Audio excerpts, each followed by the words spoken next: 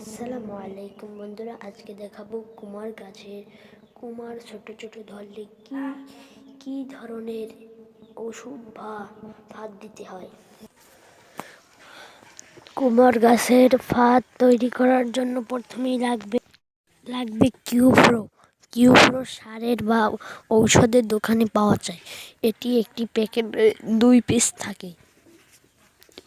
এটি বোতল বা বাজার থেকে কিনে আনা বাটাই করা যায়। এগুলো বাজারে বাটার ভিতরে সব বানানো থাকে, সেটা অনেক ভালো হয়, কিংবা বোতলে পাতলেও হয়। এটির দাম নেবে 50-60 টাকার মধ্যে থাকবে। এটি 2টি থাকবে। এটা যখন পাতবেন, এটা ফ্রিজে আধা ঘন্টা রাখলে অনেক ভালো হবে। বন্ধুরা, চ্যানেলটা সাবস্ক্রাইব করে দিন।